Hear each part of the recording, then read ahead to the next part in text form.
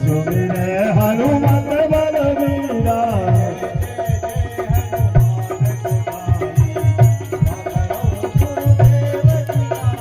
जो सतवार पाठ करु कोई सूत ही बंदी महासुख होई।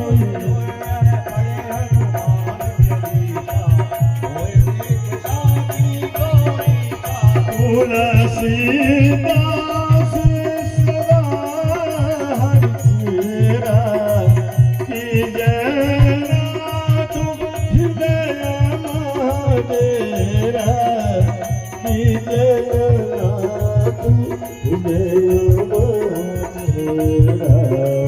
पवन पर संकट हरण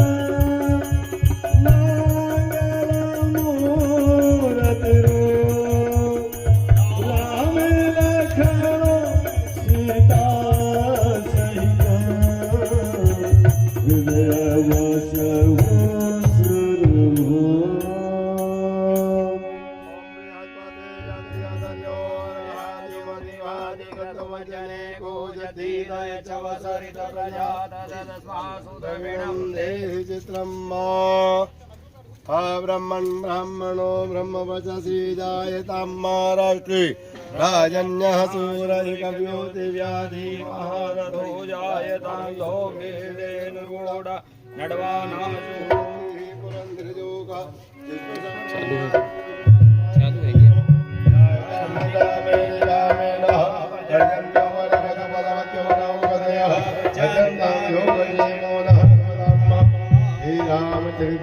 रामायणाय नमः।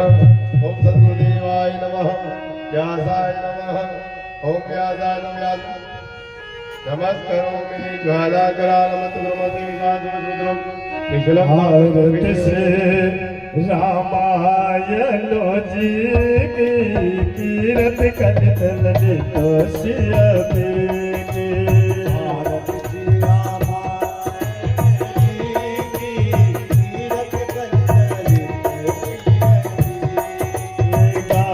ब्रह्मादिक मुनि नारद वाल्मीक विज्ञान विशारद।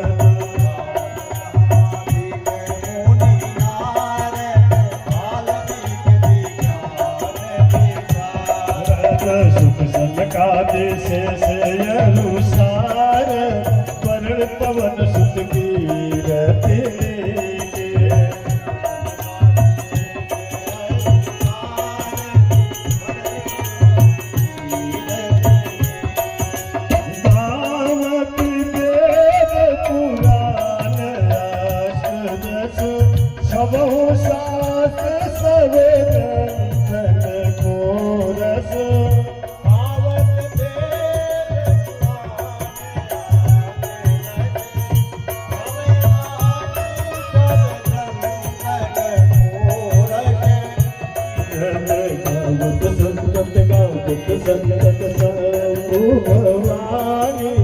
अनुघट संभव मुनि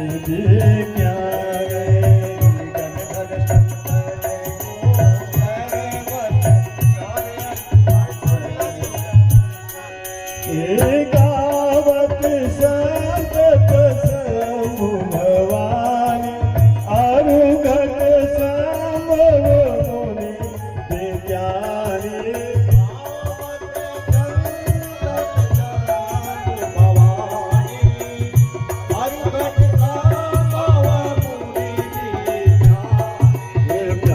आदि कवि बरज बखानी काग मुसुष्टि करुणे के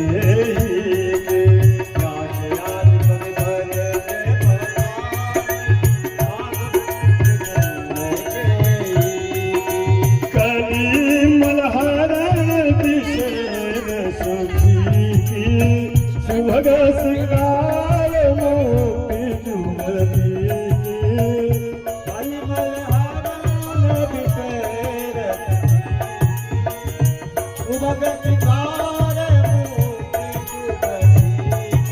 कनन रोग भव बोरिया तात तात सब विधि तुलसी की।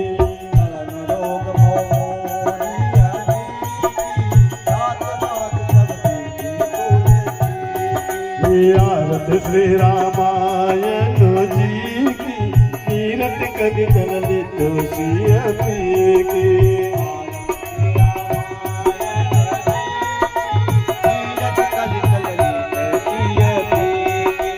आरती की जय हनुमान लला की दुष्ट दलन रघुनाथ कला की जाके बल से गिरबल वो अंजन पुत्र महाबलदाई संतन के प्रभु सदा सहाई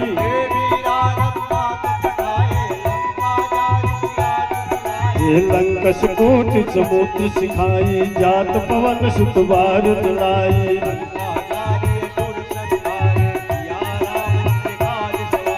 लक्ष्मण मूर्छित पर सकारे आनिश जीवन प्राण उबारे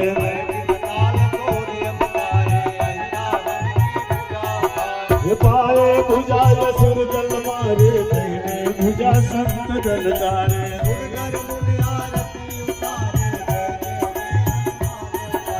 कंचन थारी कपूर लछाई आरती करती अंजना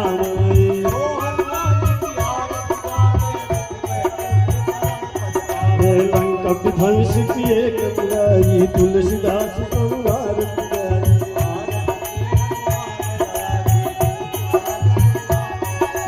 आरती की हनुमान लला के दुष्ट दलन रघुनाथ कला के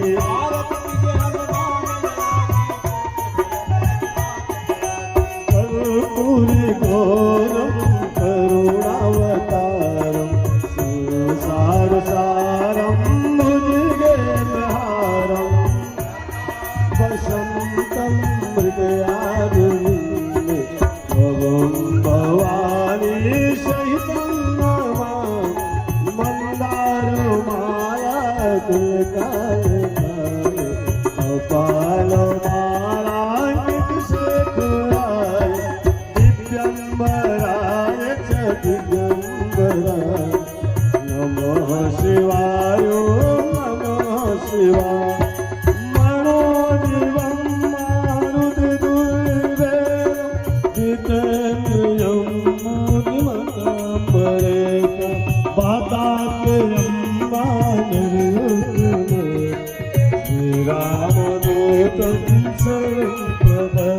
त्वमेव माता च पिता त्वमेव त्वमेव वनो स सखा त्वमेव विद्या द्रविणं त्वमेव सर्वं मम देवदेव त्वमेव सर्वं मम देवदेव त्वमेव सर्वं मम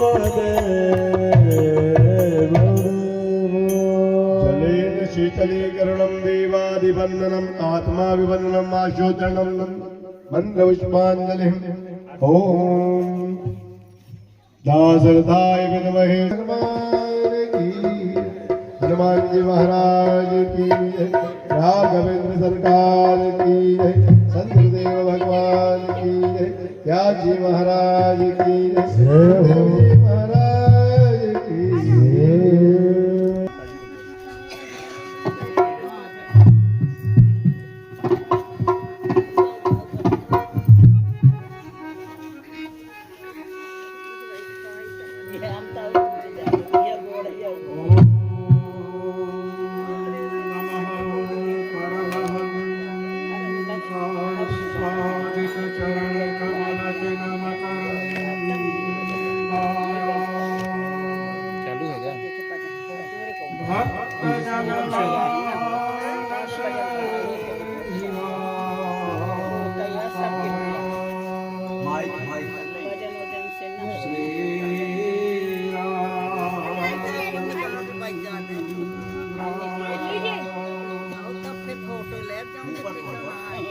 नमोस्तु रामाय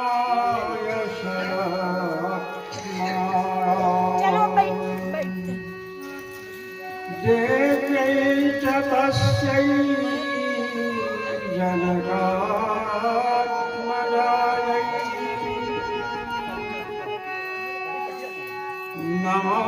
नमोस्तु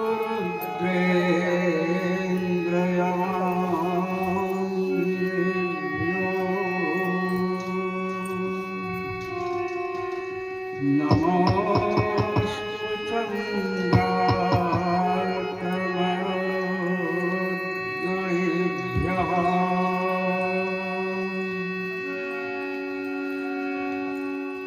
यत्र यत्र रघुनाथकीर्तनं तत्र तत्र कृतमस्तकाञ्जलिं वास्तवारि परिपूर्णलोचनं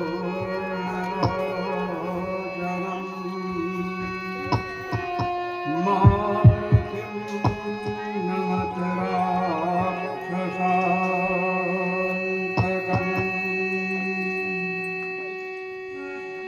विरञ्चिं नारदं चैव वाल्मीकिं च कुशीलवम्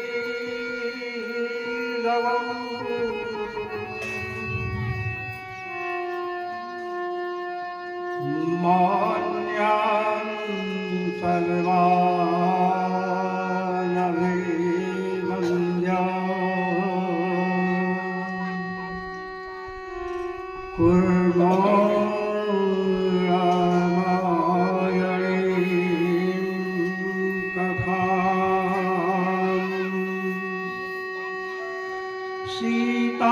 सीतानाथ समारम्भा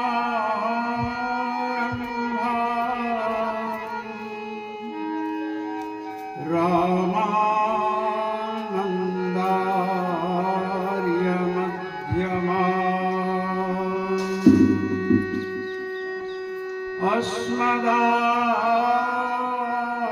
अस्मदाचार्य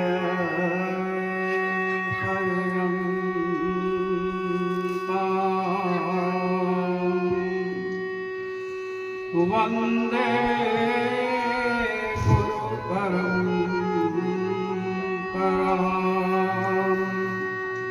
वन्दे गुरुपरम्परां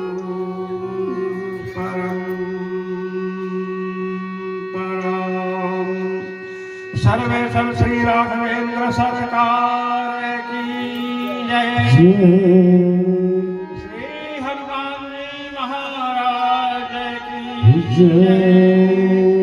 श्री शंकर भगवान की जय। श्री दुर्गा मैया की जय। श्री काली मैया की जय। श्री महर्षि वाल्मीकि भगवान की जय। समस्त देवी देवताओं की जय। समस्त विप्र समाज की जय। समस्त भक्त समाज की जय। श्री लक्ष्मी नारायण भगवान की जय। चंद्र भगवान की जय। जय जय सीताराम।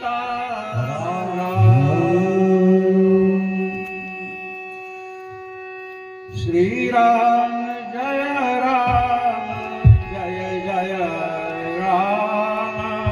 श्री राम जय राम जय जय राम। श्री राम जय जय राम।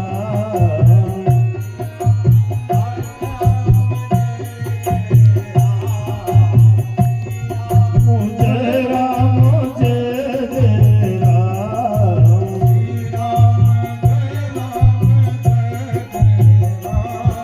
श्री राम जय राम जय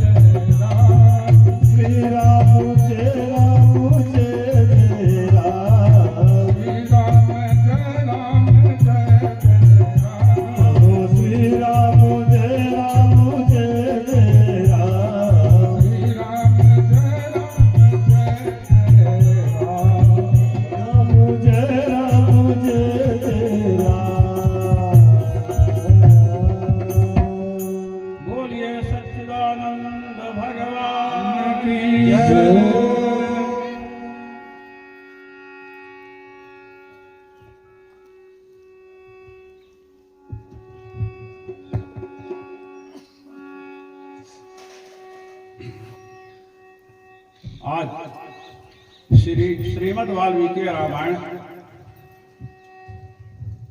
के महात्म्य के बाद जिसका महात्म्य आपने सुना उसका शुभारंभ हो रहा है। श्रीमद् वाल्मीकि रामायण का नवाह, वो कहते हैं नवान पारायण होता है। नवाह 9 दिन में इसका होता है। भगवान श्री राम का प्राकट्य नवमी किसको हुआ, और जो चैत्र मास है ये 9 मास है, नया पहले आरंभ का महीना है।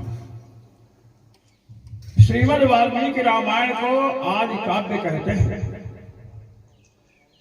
वैदिक जो मंत्र है, संहिता भाग है, ब्राह्मण भाग है।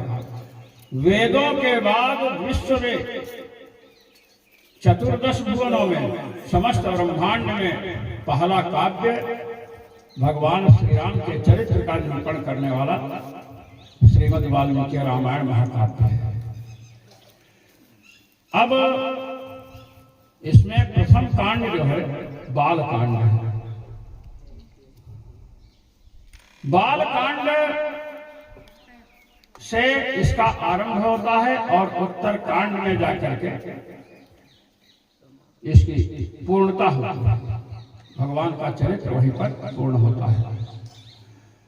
तो जहां पर भगवान का चरित्र पूर्ण होता है और जहां से भगवान का चरित्र अर्थात श्रीमद् वाल्मीकि रामायण का आरंभ हुआ है, आरंभ में और समापन में, पूर्णता में, दोनों में ता से आरंभ हुआ है और ता से इसका समापन हुआ है। श्रीमद् वाल्मीकि रामायण महाराज ता से क्यों हुआ? तकार सौख्यदायक, तकार को सुख देने वाला बतला गया। और श्रीमद् वाल्मीकि रामायण की जो कथा है इसका परम प्रयोजन भगवत साक्षात्कार है, भगवान की प्राप्ति है। ये आगे को अनुस्मेन सांप्रतम लोके इससे जो है स्फुटित होगा। तो देवर्षि नारद वो महाराज भगवान के परम भक्त हैं। 12 महाभागवतों में इनका नाम आता है और ये जगत के कल्याण के लिए भ्रमण करते रहते हैं। पहले के महात्मा भ्रमण करते थे। नारद जी पहले झोपड़ी और कुटी उटी बनाकर रहते थे। दक्ष प्रजापति ने साफ किया, उनके पुत्रों को महात्मा बना दिया कि तुम भ्रमण करते रहो। नारद जी बड़े प्रसन्न। भ्रमण करने में चेला चेली अधिक बनने का अवसर मिलता है। जहां जाओ वही लोग कहेंगे गुरु महाराज। अब जिसको संसार का उद्धार करना है उसे भ्रमण करते रहना चाहिए। एक जगह रहेंगे तो जो आपके पास पहुंचेंगे उनका उद्धार होगा। देवर्षि नारद महाराज महर्षि वाल्मीकि की आश्रम पर और जब वहां पहुंचे तो महर्षि वाल्मीकि ने देखा तो देखते ही महाराज बड़े आनंदित हुए कि भगवान के परम प्रेमी नारद महाराज। नारद जी जहां किसी की पहुंच नहीं होती है, जहां किसी की दाल नहीं गलते, वहां पर भी नारद जी पहुंच करके प्रतिष्ठा प्राप्त करते हैं। किम पुरुष वर्ष में श्री हनुमान जी महाराज से मिलने प्रहलाद जी कई बार गए, किंतु हनुमान जी महाराज नहीं मिले। नारद जी गए, प्रहलाद जी ने पूछा कहाँ जा रहे हैं? कि वहां जा रहे हैं किम पुरुष वर्ष में हनुमान जी से मिलने। तो प्रहलाद जी ने कहा वो मिलते नहीं, भगवान की इस परिचर्या में लगे रहते हैं। नारद जी ने उनकी बात नहीं सुनी। प्रहलाद जी ने सोचा जब गुरु जी चल रहे हैं तो हमें चलना चाहिए। गुरु के ब्याज से शिष्य को भगवान का दर्शन होता है और कहीं कहीं शिष्य के ब्याज से भगवान का दर्शन गुरु को भी होता है। श्री प्रहलाद जी वीणा हाथ में ले लेकर आपकी वीणा लेकर हम चल रहे हैं, चले। ये नियम है कि अगर गुरुजन चल रहे हैं और उनके हाथ में कोई वस्त्र हो, कुछ भी हो, तो शिष्य को तुरंत लेकर के उन्हें मतलब विश्राम कुछ सहयोग करना चाहिए। ये सेवा है। अभी कथा आएगी कि महर्षि वाल्मीकि इस भरद्वाज के साथ जाते हैं तमसा तट पर नहाने, और वहां कलश जो है शिष्य लेकर चला, देखिए शिष्य कलश लेकर चला। इसका मतलब नहीं गुरु जी समर्थ नहीं थे। महाराज वहां पहुंचे, अब हनुमान महाराज समाधि जैसे वहां पहुंच करके नारायण श्री राम विष्णु बस जैसे भगवान नाम का संकीर्तन किया, हनुमान जी महाराज ने तुरंत समाधि को छोड़ दिया और आकर उछल करके गले लगे। ये है नारद जी महाराज।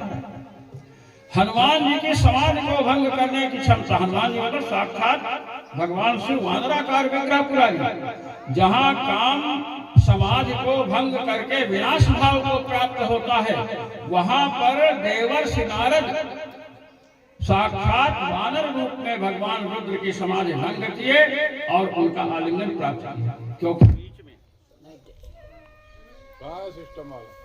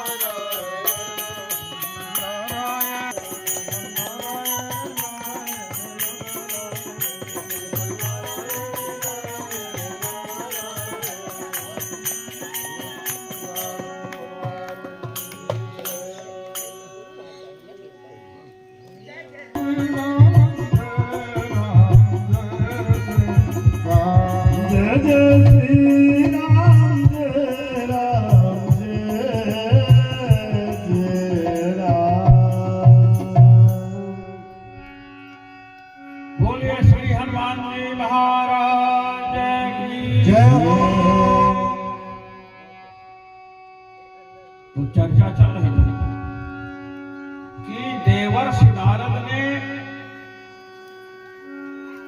वानर रूप में विराजमान भगवान शिव की समाधि को महाराज खंडित किया।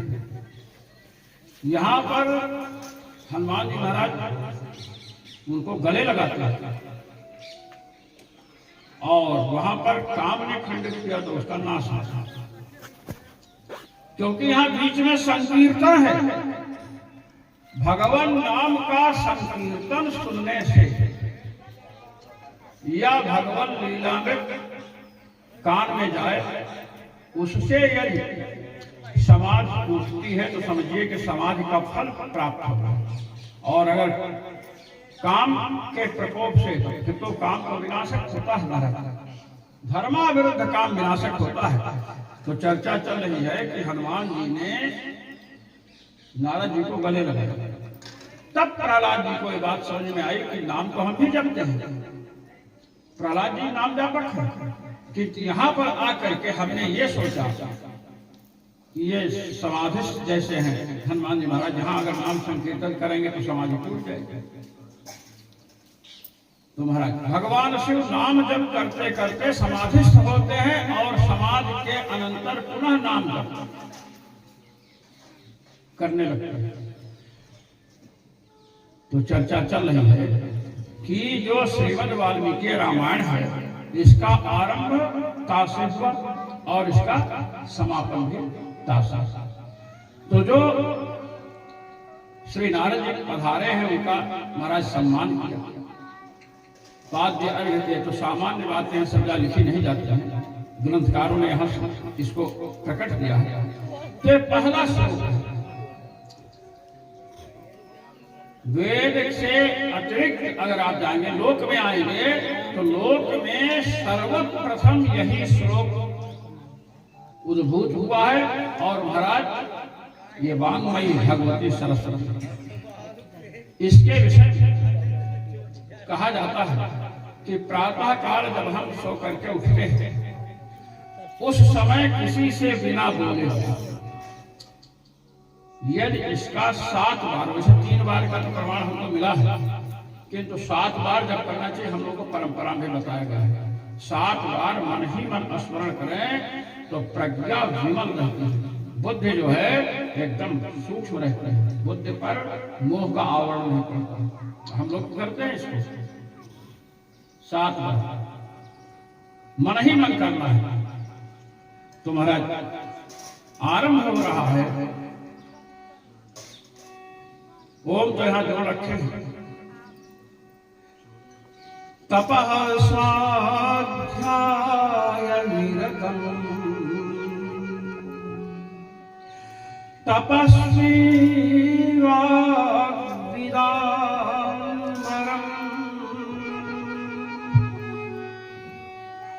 नारदं परिपप्रच्छ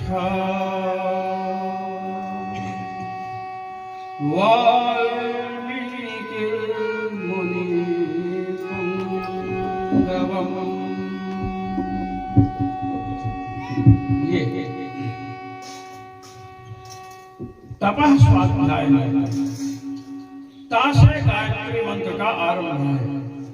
गायत्री मंत्र ओम और जो भूर्भुवः स्वः व्याहृतियां हैं, इनके अलग विनियोग और ऋषि अलग है। किंतु जिस गायत्री का श्री विश्वामित्र जी ने साक्षात्कार किया वो तत् से आरंभ होती है। विश्वामित्र जी ने साक्षात्कार किया। मंत्र का जो प्रथम दृष्टा होता है, मंत्र तो हो सकता है कई लोग उसके दृष्टा हो जाए, आद्य दृष्टा जो है उसको ऋषि कहा गया है। महर्षि विश्वामित्र को गायत्री मंत्र का साक्षात्कार हुआ, इसलिए तत्सवितुर्यस्य विश्वामित्र ऋषि ये विधियों में बोलते हैं। अब यहाँ पर प्रश्न हो सकता है कि विश्वामित्र जी को गायत्री का साक्षात्कार हुआ तो उपनयन काल में इन्हें कौन मंत्र मिला था? सबसे बड़ी बात तो यह है क्योंकि उपनयन काल में ही गायत्री दिया। और यदि विश्वामित्र जी इसके आदि दृष्टा हैं तो विश्वामित्र जी के पिता पितामह उनका उपनयन संस्कार हुआ, गायत्री ब्रह्म गायत्री जपते थे, तो वो कैसे जपते थे? तो यहाँ पर समाधान दिया गया मीमांसा दर्शन के अनुसार कि ये जो ऋषि हैं, ये पुराण भगवान व्यास जी इसको प्रकट करते हैं कि जो ऋषि हैं वो 2 प्रकार के होते हैं और देवता भी 2 प्रकार के होते हैं, आजान देव कर्म देव। आजान देव नित्य देवता है, गणेश जी महाराज नित्य हैं, भगवान शिव से प्रकट भी होते हैं और जो नित्य है उन्हीं की पूजा विवाह के पहले होती है, गणेश जी के प्रकट के पहले। कर्मदेव में इंद्राज आते हैं, ऐसे ही ऋषियों में होता है। ये जो मंत्र दृष्टा ऋषि हैं ये महाराज अनादि, और जो ये अब मतलब ये जो विश्वामित्र जी इनको मंत्र दृष्टा नहीं कहा, ऐसी बात नहीं। यही प्रश्न हुआ कि जो आजान देव है और कर्मदेव है इनका बड़ा संबंध है। अगर यज्ञ करते हैं तो आजान देव जो इंद्र है उनकी तुष्टि होती ही है, जो वर्तमान काल में पुरंदर आज हैं इनकी भी तुष्टि होती है, नहीं तो ये भी कमजोर होने लगते हैं। तो विश्वामित्र जी महाराज तत्सवितुः से ताका गायत्री का जो ता अक्षर है, पहला अक्षर, यहाँ श्रीमद् वाल्मीकि रामायण में ता पहला अक्षर है। तकार सौख्यदाय का, तकार सुख देने वाला है महाराज। तो तकार सुख देने वाला है तो सुख कैसा होगा? जैसा काव्य होगा, काव्य का जो प्रतिपाद्य होगा उसकी जितनी सीमा होगी सुख प्रदान करने की उतने सुख मिलेगा। किंतु यहाँ तो सुख स्वरूप भगवान है, रसो वैसा भगवान सुख स्वरूप है, अनादि है, अनंत है, इसलिए असीम सुख की प्राप्ति इस ग्रंथ से होने वाली है। उसी को जो तकार है सौख्यदाय का ता उसी के सुख होगा। महाराज गायत्री मंत्र जो 24 अक्षर है तो तत् से ही गिनते हैं, ओम से करेंगे सब गड़बड़ हो जाएगा। उसमें एक एक अक्षर के एक एक ऋषि है और उसका विनियोग हम उसको प्रणाम करते हैं। तो यहाँ कहते हैं तपः स्वाध्याय नृत्यम। यहाँ गुरु और शिष्य राम कथा वाचक कैसा होना चाहिए और राम कथा का श्रोता, इन दोनों का स्वरूप यहाँ बताया गया है। कहा गया है कि वैसे गुरु को तो श्रोत्रिय ब्रह्मनिष्ठ होना चाहिए महाराज। तद विज्ञानार्थम सा गुरुमेवाभिगच्छेत् समित वाणी श्रोत्रियम ब्रह्मनिष्ठम। श्रोत्रिय ब्रह्मनिष्ठ यहाँ पर तपः स्वाध्याय नृत्यम से ही बताया जा रहा है। तो ता से तो गायत्री का आरंभ हुआ, तो यहाँ तपः से। और जब अंतिम में जाएंगे, वैसे अंतिम में श्लोक है बलम विष्णु प्रवर्तताम, किंतु वो वाल्मीकि रामायण का अवयव नहीं है। यही है, देखिए ततः समागता सर्वान् स्थाप्य लोक गुरुर्दिवि हृष्टैः प्रमुदितैर्देवैः जगामत्रिदिवं महत्ता शब्द आया, महात्मता अंत में था, आरंभ में था। विद्वानों में प्रसिद्ध है कि श्रीमद् वाल्मीकि रामायण में जैसे ता से आरंभ हुआ पहला अक्षर, अब 1000 श्लोक पूर्ण हो जाएंगे तो सा से आरंभ होगा। ऐसे ऐसे, किंतु ऐसा सर्वत्र नहीं है। कहीं कहीं गायत्री के अक्षर बीच में भी आए हैं श्लोक के, और कहीं कहीं अंत में भी आए हैं, बीच में भी आए हैं। तो आचार्यों ने श्री गोविंद राज जी और अन्य नागेश भट्ट इत्यादि ने इसका संकेत किया है। तो ये महाराज श्रीमद् वाल्मीकि रामायण का वैशिष्ट्य है। श्रीमद् भागवत महापुराण में सत्यम परम धीमहि, और यहाँ पर महाराज वर्ण से आरंभ और किसी प्रकार से गायत्री के अर्थ भगवान है। भगवान का यहाँ प्रतिपादन है। तपः स्वाध्याय नृत्यम, तप विद्वान के लिए, जिन्हें भगवत प्राप्ति करनी हो, उन लोगों के लिए तप अनिवार्य है। उपनिषदों में महाराज प्रश्न हुआ कि आनंददायक जो परमात्मा है उनको कैसे जाना जाए, तो साफ कहा तपसा ब्रह्म विजिज्ञासस्व। तप के द्वारा परमात्मा को जाना।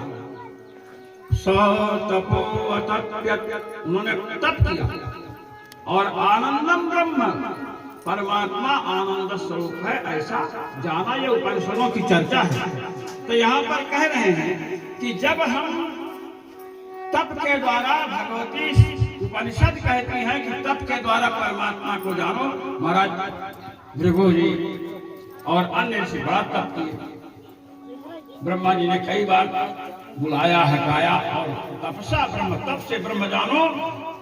श्रीमद् वाल्मीकि रामायण का प्रतिपाद्य जो ब्रह्म तत्व है, राम तत्व है, उसे भी तप से ही जाना जा सकता है। और उसका वर्णन भी तप के बिना नहीं हो सकता है। इसीलिए वर्णन करने वाले जो गुरु पदस्थानापन्न है, ऐसे देवर्षि नारद का जब स्वरूप बताए तो सबसे पहले कहते तपः स्वाध्याय नृत्यम। तपसा ब्रह्म विजिज्ञासस्व, तप से ही परमात्मा को जानने की इच्छा करो, तप से ब्रह्म को जाना। अब ब्रह्म तत्व का ज्ञान कराना है किसको? वाल्मीकि। इसलिए विशेषण दिया गया तपः स्वाध्याय, तप का पहले उल्लेख। तो महाराज स्वाध्याय, तप, कृच्छ, चांद्रायण आदि जो व्रत है उनको भी कहते हैं। काय शोषणम परम तपः, शरीर को सुखाना बहुत बड़ा तप है। महाराज एकादशी व्रत कर रहे हैं, मंगल व्रत कर रहे हैं, अनेक व्रत कर रहे हैं, तो व्रत में तो शरीर सूखेगा नहीं। काय शोषणम परम तपः, और चित्त एकाग्र्यम परम तपः, चित्त को एकाग्र करना भगवान में सबसे बड़ा तप है। तो पहले के जो साधक थे, ब्राह्मण थे, महाराज राक्षसों ने ब्राह्मणों को खाया, दंडकारण्य इत्यादि में। तो वहां पर व्याख्यातागण कहते हैं, क्या व्याख्यातागण कहते हैं कि देखो भाई, जो प्रमादी थे उन्हीं को खाते थे। प्रमाद क्या है? ब्राह्मण का प्रमाद, लघुशंका करने वाले, कल्पना की।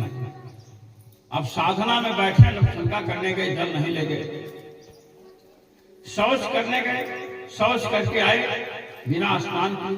अब जिस बिस्तर पर बैठे वो बिस्तर तो अशुद्ध होगा। अब जो तामसी विघ्न है उनको यही छिद्र मिलता है। आपकी हमारी अशुद्धियां ही उनके लिए छिद्र हैं, और वो आकर के अपना बल दिखाते हैं। आधा बल तो उनका काम करता है, आधा बल हम लोग का प्रभाव उनके सहयोग में रहता है, तो गड़बड़ कर देते हैं। इसी हमारे यहाँ बताया गया कि लघुशंका करने में, हम यहाँ बच्चों को कहते हैं, हमारे यहाँ इन बच्चों को मैं समझा रहा हूँ, जाना तो जल लेकर जाना, और नहीं तो मेरे कमरे में मत घुसना। अब ये जाते भी हैं, नहीं भी जाते होंगे, और शौच जाएंगे तो नहाएंगे जरूर। ये तो इस अच्छा वृद्धावस्था शुद्धि अशुद्धि भी अवस्था और बल के अनुसार चलती है। जल छिड़कने, मान लीजिए कि पानी ही नहीं है, आपकी बड़ी श्रद्धा है, पानी नहीं है तो जल छिड़कने तो महाराज बड़ी, तो ये बताए हैं तब क्या है कि चांद्रायण आदि जो व्रत हैं इनको करते हुए शरीर को सुखाना, मतलब शरीर अपने नियंत्रण में रहे।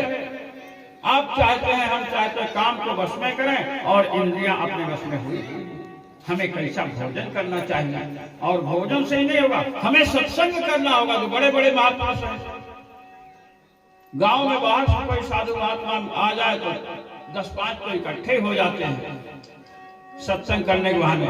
किसी को गांजा का सत्संग, किसी को किसी का सत्संग चाहिए। अपने घर में वृद्ध वयोवृद्ध गांव रहेंगे, उनके पास बैठ करके नहीं पूछेंगे, केवल भोजन करा देना, हाथ पैर दबा देना ही सेवा नहीं। उनके सदुपदेशों को अपने जीवन में धारण करना, ये सबसे बड़ी सेवा है। और ये तभी होगा जब उनकी सेवा करते हुए कुछ जिज्ञासा करेगा। इसीलिए कहा गया विद्वान को पिता पितामह ही केवल मत समझिए, वो सरस्वती के वरद पुत्र हैं। ऐसी भावना रख करके उनसे कुछ ग्रहण करें तो जीवन सुधर जाएगा। तो महाराज यहाँ पर तब कृच्छ चांद्रायण व्रत करते हैं, बहुत से सब लोग करते हैं, मंगल कर रहे हैं, रविवार कर रहे हैं। अच्छा एक बात कि जो व्रत करते हैं, व्रत का पारण सूर्यास्त के बाद होता है। सूर्यास्त के बाद यदि आपने पारण नहीं किया तो महाराज व्रत खंडित। पारण होना चाहिए, और पारण के कारण ही महाराज दुर्वासा जी को इतना कष्ट झेलना पड़ा। अम्बरीश जी तो झेले ही, लेकिन इनको भी उसका कष्ट। तो व्रत सूर्यास्त, एक समय जिनको क्या बोलते हैं, सब्जी और चावल दाल जो भी खाना खा लिए, कहे हमारा मंगल व्रत है, एक समय भोजन करते हैं तो व्रत खंडित हो गया। दिन को नहीं चलेगा महाराज, रात और उस दिन भी लहसुन प्याज नहीं चलना चाहिए। इस प्रकार व्रत तो कृच्छ है, चांद्रायण है। कृच्छ का व्रत किसके बीतने के बाद पूर्ण होता है? पारण से। तो महाराज कृच्छ चांद्रायण आदि व्रत आवश्यक है। अगर शरीर में रोग हो गया है तो बहुत से रोग तो व्रत करने से, पेट में कब्ज हो गई, दवा लेने से साफ नहीं हो रहा है, आप मौसमी का जूस लेते हुए कुछ और दूसरा मत लीजिए, दूसरे दिन निश्चित पेट साफ हो जाएगा, ये आप समझिए। तो व्रतों का बड़ा महत्व है। देवर्षि नारद ब्रह्मा जी के पुत्र हैं, बहुत बड़े साधक हैं, सिद्ध हैं, साधकों में अग्रगण्य, सिद्धों में अग्रगण्य। तो महाराज तप की, बहुत तप की, और स्वाध्याय, साक्षात ब्रह्मा जी के पुत्र हैं महाराज। अब ब्रह्मा जी के पुत्र हैं तो ब्रह्मा जी को जो वेद और पुराण भगवान के द्वारा प्राप्त, वो सब इनको प्राप्त। तो इस प्रकार जिन महर्षि वाल्मीकि को नारद जी रामचरित सुनाएंगे, ये महर्षि वाल्मीकि भी व्यास में हैं महाराज। जितने व्यास ये विष्णु पुराण में है, देवी भागवत में व्यासों की चर्चा, तो ये वाल्मीकि जी भी व्यास में है। तो तपः स्वाध्याय निरतम, स्वाध्याय स्वाध्यायो अध्येतव्यः, ये ब्राह्मण भाग वेद का है, ये विधि वाक्य है। स्वाध्याय अर्थात अपनी शाखा का अध्ययन प्रत्येक ब्राह्मण को करना चाहिए। अब आज की स्थिति बड़ी खराब है, हमको अपने शाखा की पता नहीं, हमारी शाखा कौन है। अध्ययन तो बड़े दूर की बात है। और सभी शाखाओं के अंत में एक अध्याय उपनिषद का होता है। उपनिषद तो महाराज स्वाध्यायो अध्येतव्या से जो कहा गया कि अपनी शाखा का अध्ययन करे, वेदाध्ययन करे, ये सीधे स्वाध्याय यहां बताया गया कि क्या बोलते हैं, देवर्षि नारद स्वाध्याय में भी निरत हैं। वेद क्यों निरत हैं? भक्त होते हुए भी, क्योंकि भगवान स्वयं कहें वेदैश्च सर्वै रहने वेद्य, संपूर्ण वेदों से वेद्य भगवान ही है, परमात्मा तत्व है। तो परमात्मा तत्व की जिज्ञासा से स्वाध्याय जो है उसमें लगे हैं। और स्वाध्याय करने से ही काम नहीं चलेगा, तपस्या चाहिए। यदि तप नहीं है, अंतःकरण नहीं शुद्ध है, शरीर में अनर्गल तत्व विराजमान है। अब आप सोचिए 4 क्विंटल का वजन है, विचार करें तो 4 क्विंटल का वजन है। जवानी में तो ठीक है, बुढ़ापे में क्या होगा? 4 क्विंटल वाले को 10 आदमी लगे। तो तप से शरीर को स्वस्थ किया और स्वाध्याय से, वेद पारायण से, उपनिषदों का स्वाध्याय करने से आत्म तत्व और परमात्मा तत्व बुद्धि में स्थित हुआ।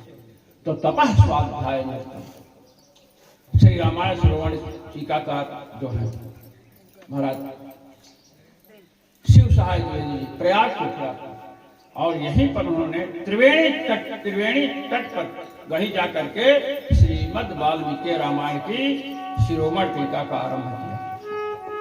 और वो कहते हैं, वो जैसे पंडितदास जगन्नाथ अलग चलते हैं, कुछ ऐसे ये भी अलग चलते हैं। रामायण शिव सहाय द्विवेदी जी कहते हैं कि तपो वेद, तप वेद का भी नाम है और तप परमात्मा का भी वाचक है। तपो वेद तपसः सु, अब सोम प्राण प्रथम धातु ही है। तपसः वेदस्य सुः प्रादुर्भावो यस्मात् सः तपः सु। ये कौन? वेद का प्रादुर्भाव किससे हुआ है? तो महाराज ब्रह्मा जी से हुआ है, ब्रह्मा के जी के चारों मुख से। और फिर आगे चलकर कहते हैं धैर्य चिंतायाम धातु है।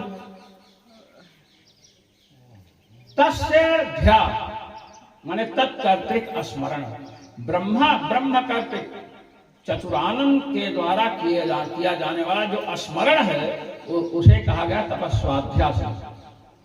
और अयगतो धातु है तेन अयते प्राप्नोति, या तेन अयते उसके द्वारा प्राप्त करते हैं, या अयते ये भी उसके द्वारा प्राप्त किया। स्मरण के द्वारा भगवान की प्राप्ति होती है। माम अनुस्मर युद्ध चा, भगवान ने कहा अर्जुन से कि तुम युद्ध करो, किंतु युद्ध करने के साथ साथ अनुस्मर बार बार स्मरण कीजिए, बार बार स्मरण कीजिए, युद्ध कीजिए तो आप हमको प्राप्त करेंगे। अर्थात कर्म योग को ज्ञान योग बना दिया। तो यहां पर तपस्वाध्या से क्या बताए? तपस्वाध्या का अर्थ है ब्रह्म कर्तृक स्मरण, भगवान ब्रह्मा के द्वारा जो किया जाता है स्मरण को, और उससे उस स्मरण के द्वारा आयते प्राप्नोत, उसके द्वारा प्राप्त करते हैं, यम जिसको प्राप्त करें। तपस्वाध्याय का अर्थ कौन हुआ? परमात्मा। ब्रह्मा जी से जो वेद प्रकट हैं, ये तो बता वेद के कारण हैं, वैसे वेदों का प्रादुर्भाव भगवान श्रीहरि से हुआ है। उन्होंने ब्रह्मा जी को वेद दिया है।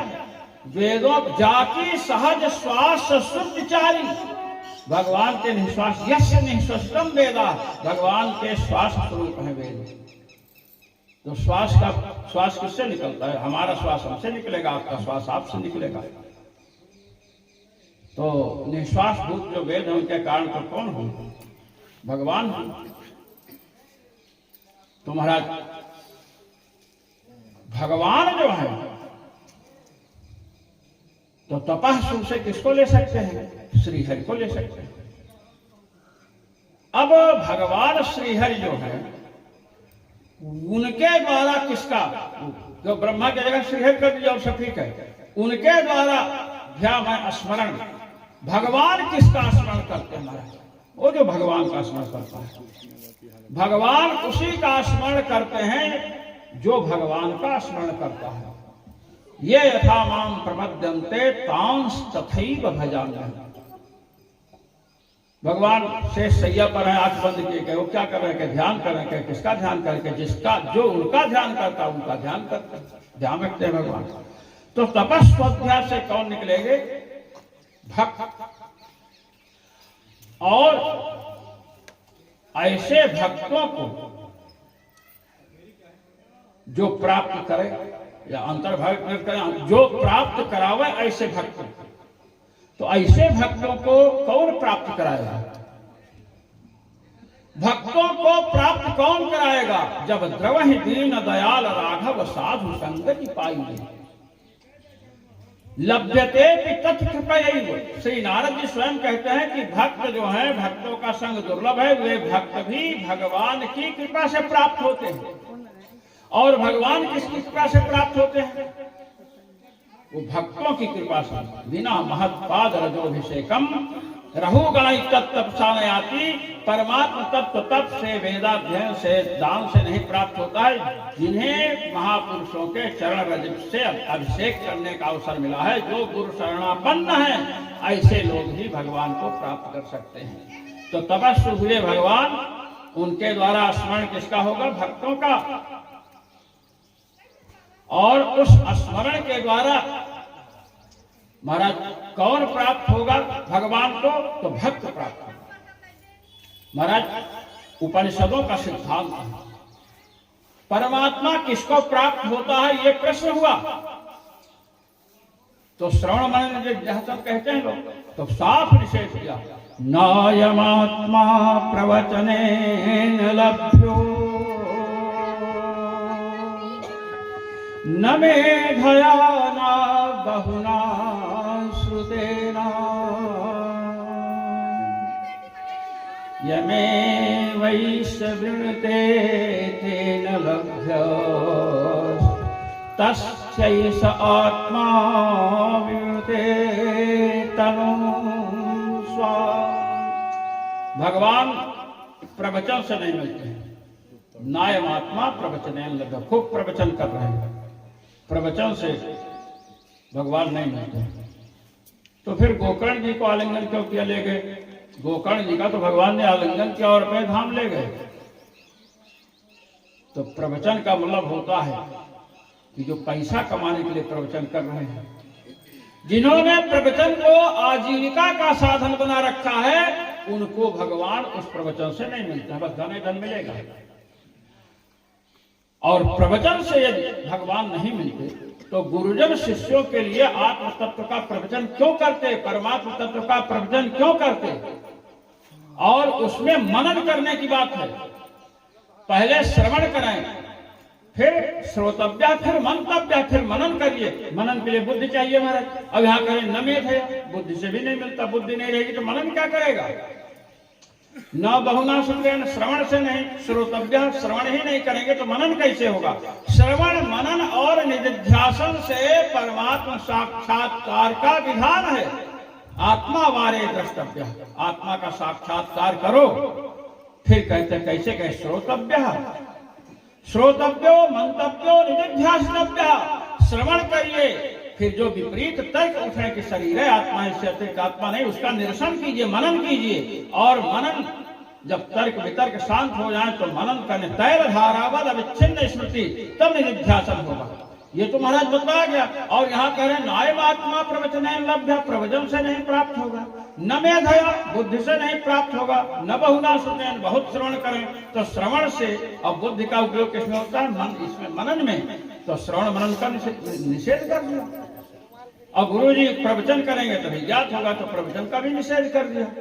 मतलब गुरु के प्रयास से भी नहीं परमात्मा प्राप्त होगा, और शिष्य का प्रयास मनन और निधिध्यासन है, इसके द्वारा भी परमात्मा प्राप्त नहीं होगा। तब कहे कि प्राप्त कैसे होंगे भगवान? कहते यमे वै सवृणुते तेन लभ्यः। यम साधकम भक्तम एस परमात्मा जड़ते। जिस भक्त को साधक को परमात्मा वरण करें, अयम माम प्राप्त या, ये मुझे प्राप्त कर ले, तेन लभ्या, वही प्राप्त कर सकता है। तो महाराज भगवान किसका वरण करेंगे? स्वयंवर हो रहा है, स्वयंवर में अनेक राजकुमार है, राजकुमारी किसका वरण करेगी? जो सबसे प्रिय लगेगा, अर्थात जो प्रियतम होगा। कोई प्रिय, कोई प्रियतर, कोई तो प्रियतम होगा। जो प्रियतम होगा उसका वर्ण कन्या करेगी। इसी प्रकार भगवान किसका वर्ण करेंगे? जो भगवान का प्रियतम होगा। तो कहे कह भगवतः प्रियतम, भगवान का प्रियतम कौन है? तो कहते यस्य भगवान प्रियतम, जिसके भगवान प्रियतम है वही भगवान का प्रियतम है। तो भगवान उसका वर्ण करते हैं। तो महाराज तपस्वाध्यास से स्मरण हुआ, उस स्मरण के द्वारा किसको प्राप्त करते हैं? श्रीहरि, भक्तों को। महाराज यमे वही सवृणुते तेन लभ्यः, जिसको वर्ण करते हैं भगवान। अब वर्ण करेंगे तो किसी को वर्ण करना होगा तो स्मरण तो करना पड़ेगा। हमें किसका वर्ण करना है? तो स्मरण के द्वारा भगवान किसका वर्ण करते हैं? भक्तों का। अपने लाडले जो भक्त हैं, भजन साधन कर रहे हैं, महाराज मन नहीं लग रहा है, राम राम जप रहे हैं, मन नहीं लग रहा है, बड़ा दुखी हो रहा है साधक, मन नहीं लग रहा। गुरु जी के पास पहुंचा, महाराज गुरु जी मन नहीं लगता। कहे नहीं लगता है मन तुम्हारे बस में नहीं, कोई बात, जीव तो बस में है, जीव से रटते रहो। अब जीव से रट रहा है, मन नहीं लग रहा है, बड़ा दुख है, विषयों में मन जा रहा है। गुरु जी ने कहा कि रटते रहो। महाराज हम लोग आपके चरणों में पहले भी निवेदित थे। शास्त्री जी महाराज सरयू तट पर रहते थे, भिक्षा मांग करके पाते हैं। महाराज जी के शिष्य तो गुरु भाई, उनके पास गए। हमने कहा महाराज हमारे अंदर हम जब करते हैं तो आवाज निकलती, सब बेकार है, कहीं इतना जोर उच्चारण करो सीताराम सीताराम के अंदर की आवाज बंद हो जाए। अब मैंने शुरू किया, तीसरा महीना चल रहा था, अंदर की आवाज बढ़ी, मैंने अपनी आवाज बढ़ाई और अंदर की आवाज इतनी बढ़ी कि मेरी आवाज दब गई। अब आप सोच लो, ये मैं अपने जीवन की बात बता रहा हूँ। और दब गई मेरी आवाज तो मैं रोने लगा। कटारा चंपा का, कटारी चंपा एक फूल होता है, उसके नीचे 10-5 मिनट रोए हुए होंगे। उसके बाद जो है शांति पूर्वक फिर जब महाराज के पास पहुंचे तो मैंने बताया महाराज जी ऐसा ही सब हुआ। तो महाराज श्री कहे कि तुम्हारे आंखों से आंसू निकला? हमने कहा कि अब ठीक हो गया, अब नहीं होगा कभी भी। अब आप सोचो 3 महीने तक कितनी कठिनाई, अंदर से आवाज की भजन साधन सब बेकार है और ऊपर से जप रहे हैं। बताओ ऐसी स्थिति में जप करते करते लाभ होगा? महाराज भगवान नाम का प्रभाव पड़ा। तो इसलिए गुरुजनों की कृपा बहुत आवश्यक है। तो भजन साधन करना कोई सरल बात नहीं है। कामी क्रोधी लालची इनते भगत न होए, भक्ति करे कोई सूरमा जाति वर्ण कुल खोए। महाराज जाति अभिमान, कुल का अभिमान। तो महाराज यहाँ पर तपस्वी हुए कौन? वेदों का प्रादुर्भाव हुआ तपस्वी महाब्रह्मा जी, यहाँ श्रीहरि हुए। उनके द्वारा जो स्मरण है, उस स्मरण के द्वारा कौन प्राप्त होते हैं? महाराज भक्त, जो उनका भजन करते हैं, जो उनको प्रियतम है। तो शपथ तपस्वाध्याय पराइया, उससे आयते प्राप्त करते हैं भगवान प्राप्त करते हैं। अब आए तो अंत में भगवान, आरंभ में वेद के आरंभ में भगवान, मध्य में भगवान, स्मरण करके भगवान किसको प्राप्त कराते हैं? अपने आप को, भक्तों को। ऐसे भगवान में निरत हैं, पूर्णतया लगे हैं। ये भी तपस्वाध्याय देता। तो अब ऐसे नारद जी हैं, किंतु ये तो सब जो भी अर्थ है, सीधी बात है। स्वाध्यायो अध्येतव्य, वेदाध्ययन का विधान है, और तपसा ब्रह्म जिज्ञासा। तब स्वाध्यायो अध्येतव्य, इसलिए अध्ययन का विधान है कि जितने कर्म कांड हैं सब वेद मंत्रों से होंगे। इसलिए वेद मंत्रों के द्वारा कर्म कांड की आचार सदाचार विचार की सुरक्षा हो, इसके लिए स्वाध्याय है। और केवल हम स्वाध्याय करते हैं। मैंने आपके चरणों में निवेदन किया था कि प्रत्यक्षानंद जी महाराज थे यहाँ भीलवाड़ा में, उनके शिष्य ने हमसे कहा कि साधक जो भजन करता है ना, भजनानंदी अगर शास्त्रज्ञ नहीं है, विद्वान नहीं है, तपस्वी यदि विद्वान नहीं है तो जड़ हो जाता है, और विद्वान यदि तपस्वी नहीं है तो विलासी हो जाता है। इसको आप देख सकते हैं लोगों के जीवन में। तो महाराज यहाँ पर श्री नारद जी क्या है? तपस्वी हैं और स्वाध्याय परायण है, ये बताया। इनका तो दो विशेषण यहाँ बता रहे हैं, तपस्वी हैं और वहां उनके लिए वाल्मीकि जी के लिए केवल तपस्वी कहा। तपस्वी माने गुरु जी में दो गुण है और शिष्य में एक। अब एक है कि अनेक है तो आगे अभी पता चल रहा है। तपः स्वाध्याय निरतम। अब करें वाग विदाम्बरम। वाग विदाम्बरम, ये जो वाक्य है महाराज, हमारे यहाँ वैसे वाग विदाम्बरम, वाक से संपूर्ण शास्त्र ले लीजिए, उनको जानने वाले जो शास्त्र के उनमें श्रेष्ठ है, सीधी बात। अकारो वै सर्वा वाक, जितनी वाणी है कहा आही सब वाणी के रूप में है। क्यों? क्योंकि अकारो वासुदेव स्यात्, आ भगवान का वाचक, तो अकार ही संपूर्ण वाक है, आ भगवान का वाचक है, तो वाक से किसका बोध हुआ? भगवान का। अब ऐसे जो वाग्विद हैं अर्थात जो ब्रह्मविद हैं, ब्रह्मविदों में आप श्रेष्ठ हैं। देवर्षि नारद स्वाध्याय के द्वारा बतलाया गया कि आप श्रोत्रिय हैं। तद विज्ञानार्थम सा गुरुमेवाभिगच्छेत समित पाणि श्रोत्रियम ब्रह्मनिष्ठम स्वाध्याय। स्वाध्याय निरतम से बतलाया गया कि क्या है? श्रोत्रिय है। और फिर तब से क्या होगा? तो स्वाध्याय निरतम से कहते नहीं, हमारे यहाँ का नियम है महाराज, हमारे यहाँ हनुमान जी महाराज विद्याव्रत स्नातक, भगवान राम विद्याव्रत स्नातक है और रावण भी वेद विद्याव्रत स्नातक है। गुरुकुल में रह करके अध्ययन करेंगे तो उसके साथ नियम है मधु न खाना, उसका तार मध्य मांसादि वर्जन सब श्लोक वार्ते, मांस और मध्य का सेवन न करें। और है कि शरीर को मल मल करके न नहाए। जो साबुन घिसते हैं ना, एक हफ्ते में 4 साबुन घिस करके न नहाए, तेल और खुद न को चुपड़े, ये ब्रह्मचारी का नियम है। और भी नियम है, गुरु जी की सेवा करें। तो जब ऐसा करते हैं विद्या पूर्ण करेंगे तब होंगे विद्याव्रत स्नातक। विद्या भी पूरी हो गई और व्रत जो था उसका भी पालन हुआ। विद्या पढ़ लिए, व्रत में कहीं हलवा मिल गया वहां जाकर हलवा खा लिए, कहीं कुछ मिल गया, वो व्रत स्नातक नहीं, व्रत नहीं पूर्ण, विद्या स्नातक है। और व्रत पूर्ण किया महाराज कठोरता से, विद्या नहीं आई, वो विद्या स्नातक हो गया। तो विद्या स्नातक, व्रत स्नातक और विद्याव्रत स्नातक, विद्याव्रत स्नातक श्रेष्ठ है। श्री नारद जी स्वाध्याय किए, लेकिन इनके मूल में क्या है? तप है, अर्थात कृच्छ चांद्रायण जो व्रत है, जो पहले चर्चा हुई, उन व्रतों का पालन करते हुए इन्होंने स्वाध्याय किया, अर्थात ये विद्याव्रत स्नातक है, देवर्षि नारद और विद्याव्रत स्नातक हो गए। अब महाराज जब वेदाध्ययन होता है तो अर्थ नहीं बताते हैं।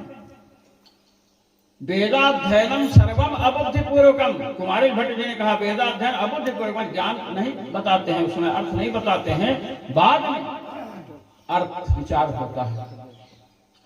तो श्री नारद जी क्या है? वाग विदाम्बरम, वाग जो ब्रह्मविद हैं उनमें श्रेष्ठ हैं, अर्थात श्रोत्रिय विद्याव्रत स्नातक हैं। और क्या है? ब्रह्मवेत्ताओं में श्रेष्ठ। क्यों श्रेष्ठ है? क्योंकि ब्रह्मवेत्ताओं में श्रेष्ठ वही होगा जो ब्रह्म तत्व का खूब मनन करेगा, प्रचुर मनन, तैर धारावत अविच्छिन्न स्मृति जिसकी होगी। और इसको मुनि पुंगवम से बता रहे हैं, मनन करने वालों में श्रेष्ठ। तो महाराज ऐसे नारद से पूछा,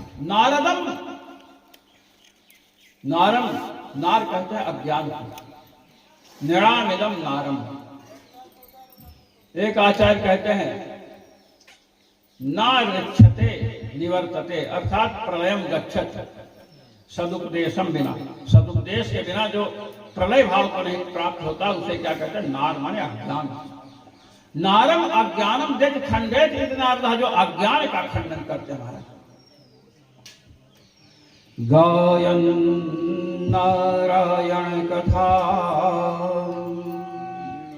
सदा पाप भयापहा,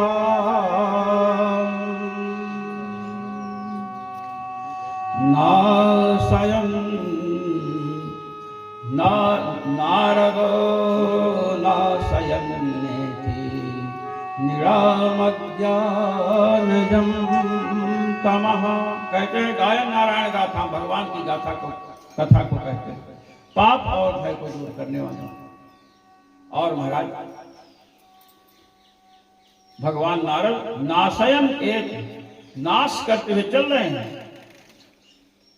इससे क्या बताया कि एक यह कथा से अज्ञान का नाश किए तो दक्षिणा लेने के लिए रुके नहीं रहे। नारदो नाशयन नेति कि दक्षिणा मिले तब आगे बढ़े, नहीं, ये निर्लोभी है महाराज। महापुरुष जो है, एक महात्मा थे, कहते रहे कि भाई आप लोग कथा सुन रहे हो तो दक्षिणा जरूर देना हमको। तो लोग सोचे महाराज पता नहीं क्या मांगेंगे। कथा पूरी हुई तो लोग जिनके पास 2, 4, 10, 20, 50 जो भी चला रखे, अरे कहे हमें ये नहीं चाहिए। तो फिर कि हमने आपको बताया है कथा में कुछ दिन तो कि भगवान नाम का जप किया करो, भगवान नाम जप करने की प्रतिज्ञा रूपी दक्षिणा हम करने से ये कहा। लोगों ने कहा कि महाराज कहे नहीं दो, तो कहे थे। तो लोगों ने कहा ठीक है महाराज, आप तो हम लोगों के कल्याण के लिए। तो साधक को, व्यास को ये दृष्टि रखनी चाहिए, दक्षिणा नहीं मिली तो पूरी कथा पानी में मिला गया। अरे कई लोगों को तो मैं एक कथावाचक इतनी सुंदर कथा कहते थे कि आंखों से सबके आंसू गिरे महाराज, झर झर झर झर, और उनके आंख से न गिरे। तो एक दिन लोगों ने पूछ दिया कि महाराज हम लोग इतने कामी, क्रोधी, लोभी, लालची हैं, हमारे आंखों से आंसू गिरता है भगवान की कथा सुनकर, आपकी आंख से नहीं गिरता। अरे कहे हमारे आंख से भी गिरेगा ना। कहे कब? कहे जिस दिन दक्षिणा कम कर दोगे विदाई के समय, उस दिन हमारे आंख से जितने दिन तुम लोग रोए हो उसका मैं इकट्ठे रो लूंगा। ये तो ये नहीं होना चाहिए, नहीं। तो महाराज इसीलिए महापुरुष कहते हैं हम लोग ठीक है कि ये दक्षिणा वो ठीक है, गृहस्थ ब्राह्मण है उसको दक्षिणा ये सब कुछ ठीक है, लेकिन दक्षिणा भी वो तो दे रहा है। भगवत विग्रह को कहते हैं तेनेयम वांगमयी मूर्ति, भगवान का विग्रह है। तो भगवान का विग्रह तो भगवान के विग्रह पर चढ़वाइए और भगवान का प्रसाद लेकर के उसका सदुपयोग कीजिए। दुरुपयोग करेंगे कि नहीं हमने परिश्रम किया, गड़बड़ हो जाएगा, बुद्धि खराब हो जाएगी। तो यहाँ बतला रहे हैं कि महाराज नारद जी एक नाश करते हुए चल रहे हैं, रुक नहीं रहे किसी लोभ के कारण या बड़ी सुविधा है, नहीं। निराम अज्ञानदम तमः, अज्ञान से उत्पन्न अंधकार को ये। तो महाराज और नारम ज्ञानम ददात, इति नारद ज्ञान प्रदान करते हैं। तो महाराज इस प्रकार भगवान नारद जो है, देवर्षि नारद का संसार के ऊपर बड़ा उपकार है। श्रीमद् भागवत महापुराण जो 18,000 श्लोकों का, ये देवर्षि नारद की कृपा का फल है मूर्तिमान। और श्रीमद् वाल्मीकि रामायण जो 24,000 श्लोकों का है, ये महाराज देवर्षि नारद की कृपा का फल है। अगर वो वाल्मीकि जी को उपदेश नहीं देते राम तत्व का और भगवान कृष्ण को चतुश्लोकी भागवत नहीं सुनाते, तो महाराज आज श्रीमद् भागवत महापुराण या श्रीमद् वाल्मीकि रामायण ये विशालकाय आर्ष काव्य जो हैं आज दृष्टिगोचर नहीं होते। इसलिए भगवान देवर्षि नारद का अधमर्ण है ये विश्व, ऋणी है। और लोग कोई झगड़ा करवाता है, कहते नारद, ये बताइए कितना मतलब गलत अर्थ करने लगे। तपस्वी वाग्वेदा, तपस्वी महर्षि वाल्मीकि को कहा गया तपस्वी, और नहीं कहते तो भी तपस्वी अर्थ निकल सकता था। वाल्मीकि जी ने पूछा। अब वाल्मीकि जी की कथा स्कंद पुराण में, भविष्य महापुराण में, सभी प्रायः पुराणों में आई है। ब्राह्मण कुल में उत्पन्न हुए और कुसंग में पड़ गए, को न कुसंगत पाए दसाई, और महाराज चोरी समाधि जो भी था। सप्तर्षि मिले, महाराज सप्तर्षियों को बांध दिया। तो सप्तर्षियों ने कहा सब किसके लिए कर रहे हो? अपने परिवार के लिए। कहीं पूछ करके और पूछने के लोगों ने कहा कि वयम तो फल भागिना, हम तो फल में भागीदार हैं। तुम्हारा काम है परिवार का पालन पोषण करना, हम तुम्हारे पाप कर्म के भागीदार नहीं हैं। महाराज आंख खुल गई उसी समय। आए सप्तर्षियों से कहा कि महाराज हमारे लिए आप कोई ऐसा उपदेश करो जिससे हम भी निष्पाप हो जाए, पाप से छूट जाए। सप्तर्षियों के दर्शन से अंतःकरण तो शुद्ध हुआ, किंतु दर्शन से अंतःकरण शुद्ध होगा और उपदेश से और शुद्ध होगा। उपदेश को जीवन में उतारेंगे तो परम शुद्ध हो जाएगा। तो उन्होंने कहा कि उपदेक्षामहे तुभ्यं किंचित् तेनैव मोक्षसे। ये कहा महाराज, उपदेक्षामहे तुभ्यं, मैं हम तुम्हें कुछ उपदेश करेंगे और उसी से तुम मुक्त हो जाओगे। और उसके बाद उन्होंने भगवान का नाम, मरा नाम का उपदेश किया। मरे जप सर्वदा। और रामायणी महानुभाव कृत्यवास रामायण कहते हैं कि वाल्मीकि जी से जब कहा राम राम कहो तो इसे राम राम कहलाते नहीं, यही सुने हैं ना ये। तो उन्होंने कहा मरा मरा कहो।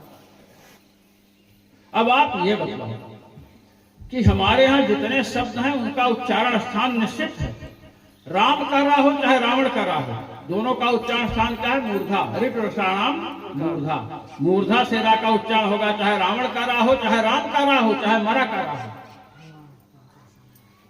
अब राम का माँ हो चाहे मरा का माँ हो, माँ का उच्चारण किससे होगा? ओष्ठ से। उपू पद्मानिया नाम ओष्ठ। उपू पद्मानिया नाम ओष्ठ। अब इनका ओष्ठ, तो ओष्ठ से जब उच्चारण होगा तो चाहे राम का माँ हो चाहे मरा का माँ हो, तो जो राम जो मरा कह सकता है राम कैसे नहीं कह पाएगा? भाई आप बताओ। वर्णों का उच्चारण स्थान जो कंठ ताल वाद्य अधिघात हैं, वो मरा के उच्चारण में अगर सही है तो राम के उच्चारण में ओठ कट तो नहीं गए, मूर्धा खराब तो नहीं होगी। तो ये कहना कि राम नहीं कह पाते जैसे मरा मरा कहे, और मरा मरा कहने से। अब यहाँ कहे उपदेक्षामहे तुभ्यं किंचित्, हम तुमको कुछ उपदेश करेंगे। तेनैव मोक्षसे, तेन एव, उसी से मुक्त होगे। अगर मरा राम नहीं कह पाते थे, मरा किया, मरा कहने राम राम हो गए, तो राम से, राम नाम से इनका उद्धार हुआ। तो यो कार्य जो कहा तेनैव, मैंने जो उपदेश करेंगे उसी से छूटोगे। तो उपदेश तो मरा का किया, राम का तो किया नहीं। इसलिए महाराज उपदेश मरा का हुआ है और मरा भी भगवान का नाम है। इत्युक्त्वा राम ते नाम व्यत्यस्ताक्षर रूपकम, अक्षरों का व्यत्यास है। तो अक्षरों के व्यत्यास होने से सब जगह गड़बड़ नहीं होता है। रमन्ते योगिनो अस्मिन् निति रामः, रमन्ते योगिनो अस्मिन् निति मरा, दोनों से होगा। कृशोदराधीन यथोपदिष्टम, कृशोदराद में ही होता है, आगे का पीछे, पीछे का आगे। तो महाराज नागेश भट्ट ने अध्यात्म रामायण पर जो टीका लिखी है उसमें उन्होंने कहा है कि मरा मरा जपने से राम पदार्थ सच्चिदानंद घन परमात्मा का उनके हृदय में आविर्भाव हुआ, प्रकाश हुआ और उसी से मुक्त हुआ। अच्छा, कितने दिन जप किया है? भविष्य महापुराण में जब मरा मरा जपने लगे तो महाराज कहते मरा मरा मरे तेवं सहस्राब्दं जजापहा जप प्रभावादभवत् वनमुत्पल संकुलम। मरा मरा मरा मरा इस प्रकार जप किया महाराज, सहस्र वर्ष पर्यंत जप किया, 1000 वर्ष। अब जब 1000 वर्ष जप किए तो ऐसे नहीं कि क्या बोलते जैसे अपने लोग हैं कथा में हैं, प्रातः काल स्नान करते हैं, फिर क्या बोलते हैं अल्पाहार लेते हैं, फिर फलाहार जो भी लेते हैं, और उसके बाद यहाँ आते हैं फिर रात को। ऐसा नहीं, कुछ दिन किए होंगे, किंतु ऐसी स्थिति हुई महाराज कि वो शरीर जो है, शरीर को मिट्टी का दीमकों ने मिट्टी का ढेर बना दिया, वाल्मीकि कहते हैं उसको। तो वाल्मीकि पूरे शरीर को ढक दिया, इसका मतलब उठना बैठना, इधर उधर चलना फिरना बंद था। 1000 वर्ष पर्यंत जप किया और महाराज जप का प्रभाव क्या हुआ कि जो वन था उस वन में कमल खिलाया। यदि जप का प्रभाव वहां की भूमि पर पड़ रहा है, भूमि पर वहां पर कमल खिल आए,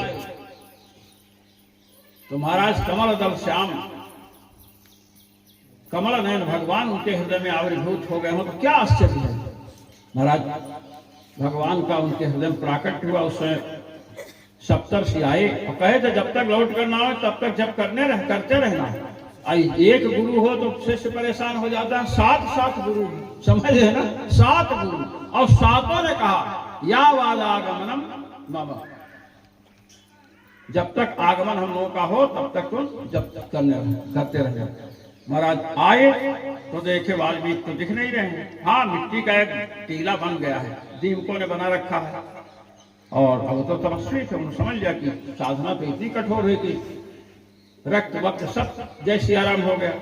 अस्थि में प्राण थे। उसी समय उन्होंने वरुण देव का स्मरण किया महाराज, ऋषियों ने और वरुण देव ने महाराज जलवृष्टि की, और जलवृष्टि की उधर वरुण देव के द्वारा जलवृष्टि हुई तो आवरण जो था महाराज, मिट्टी का आवरण। पृथ्वी का लय होता है जल में और जल का अग्नि में। तो महाराज वरुण देव ने वहां की जो मिट्टी थी उसको अपने में लीन कर लिया। अब जल वृष्टि के बाद सप्तर्षियों की दृष्टि पड़ी महाराज जी पर, वाल्मीकि पर, और दृष्टि पड़ते ही महाराज जैसे पहले शरीर था वैसे शरीर हो गया और उठ करके प्रणाम किया।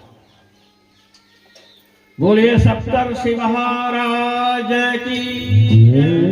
ये हमारे ऋषिगण है महाराज, इनकी दृष्टि पड़ जाए तो महाराज एक नहीं 60,000 सगर के पुत्र राख बन जाते हैं।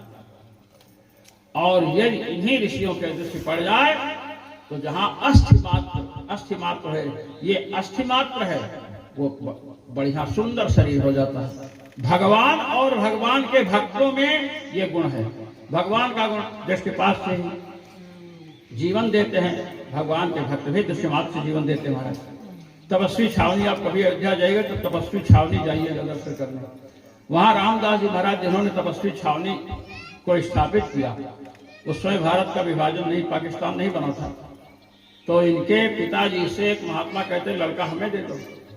तो लोग कहे काहे दे दे महाराज, आप कैसे घर द्वार छोड़ दिए, हमको भी चाहे तो बाबा बन जाए। एक बार ये मर गए, अब लोग ले जा रहे थे, बच्चों को खोद करके कहीं मिट्टी में दबा देते हैं, तो उन्होंने कहा अब तो दे दो। तो लोगों ने कहा अब तो मर गया है, जो दे दिया, और उसके बाद जीवित कर दिया महाराज रामदास जी महाराज को। उन्होंने तपस्वी छावनी की स्थापना की। तो महाराज महापुरुष जो होते हैं उनकी दृष्टि में चमत्कार होता है। तो यहां पर ये बतला रहे हैं कि सप्तर्षियों के दृश्य महाराज पुनः वैसे हो गए।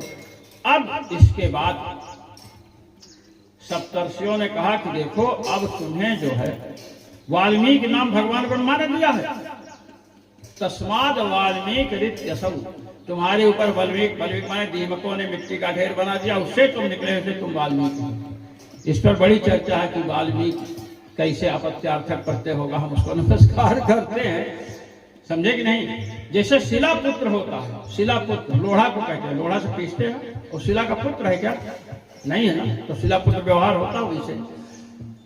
तो महाराज प्राचेतस कहते हैं, प्रचेता वरुण को कहते हैं, प्रचेता के भृगु के ऋक्षो भूत भार्गवस तस्मात् वाल्मीकि ऋत्य विद्यते, ये वाल्मीकि यक्ष के पुत्र हैं, भृगुवंशी, तो उनके पुत्र हैं। तो महाराज भृगुवंशी हैं, और प्राचेतस कहते हैं वरुण के द्वारा शरीर, अगर वरुण जी कृपा नहीं करते तो आवरण ही नहीं हटता। और सप्तर्षियों की कृपा हुई, वाल्मीकि से निकले इसलिए वाल्मीकि कहते हैं। महाराज भोज ने रामायण चंपू है ना, रामायण चंपू में महाराज भोज ने एक जगह कहा कि भाई वाल्मीकि जी भगवान श्री राम को जो जानकी जी का विरह है, वियोग का वर्णन कर सकते हैं, मैं नहीं कर सकता। तो पूछे क्यों नहीं कर सकते हो? अरे कहे क्या बताओ, हम तो माँ के गर्भ से जन्म लिए हैं, माँ के तो हृदय होता है ना, माँ के हृदय करुणा होती है, दया होती है, माँ निर्दयी नहीं होती है। और वाल्मीकि जी तो दीमक, जो मिट्टी का ढेर दीमक लगाते हैं उससे जन्म लिए हैं, उसके कहाँ हृदय होता है, इसलिए वो वर्णन कर सकते हैं, उनमें सामर्थ्य मैं नहीं कर सकता, मैं माँ के गर्भ से जन्म लिया हूँ। तो ये आप देखिए बड़े बड़े विलक्षण महाराज रामायण चंपू बड़ा अच्छा निरूपण करते हैं। तो देखिए कि वाल्मीकि शब्द से निकल रहा कि 1000 वर्ष तपस्या किया महाराज, सहस्राब्दम जयापहा। और दूसरी बात कि जब मिट्टी के ढेर से निकले तो ऋषियों ने भी कहा कि रामचरित कथा करो, तो कहे कि हम कहीं जाकर पढ़े वढ़े तो है नहीं, तो कहे भगवान शिव की आराधना करो। 12 वर्ष महाराज कठोर तपस्या की भगवान शिव की, ज्ञानम महेश्वरादिच्छेद, भगवान शिव से ज्ञान के लिए प्रयास करें। महाराज भगवान शिव प्रकट हुए और प्रकट हुए और उन्होंने कहा कि कुरु रामायणीम कथा, तुम रामायण कथा करो प्रचुर तर्पण से। अच्छा, पहले जो चोरी डाका किए थे, जो भी कहते हैं कि जो इतने वर्ष तपस्या किया महाराज, मिट्टी कहते हैं ना कि रक्त परिवर्तन, कहते हैं खराब खून कभी अच्छा काम नहीं करता है। जो खराब खून था, चोरी चमारी वाला जो खाने से बना था, तपस्या करते करते उसको तो दीमकों ने खा लिया, मांस को खा लिया, रक्त शोधन ही नहीं हुआ। कहते रक्त शुद्ध होता है अशुद्ध होता है, रक्त तो छोड़ो, रक्त जिसमें रहता मांस, जो नलिकाएं थी सब खा गए। जैसे नैयायिकों के यहाँ दुग्ध जब बनता है चारा से, तो परमाणु पर्यंत महाराज परिवर्तन होता है, परमाणु तक परिवर्तन होगा, उसके बाद वहीं से दुग्ध का आरंभ होता है। इसी प्रकार जिस शरीर से जो पाप कुछ हुए थे, जो भी हुए थे, वे पाप जहां जहां तक थे महाराज, उन अवयवों में परमाणु पर्यंत परिवर्तन हो गया। किसके द्वारा? उल्टा भगवान के नाम, जो विपरीत भगवान का नाम है उससे महाराज परिवर्तन हुआ। शरीर आरंभक परमाणु पर्यंत महाराज परिवर्तन हुआ भगवान नाम से।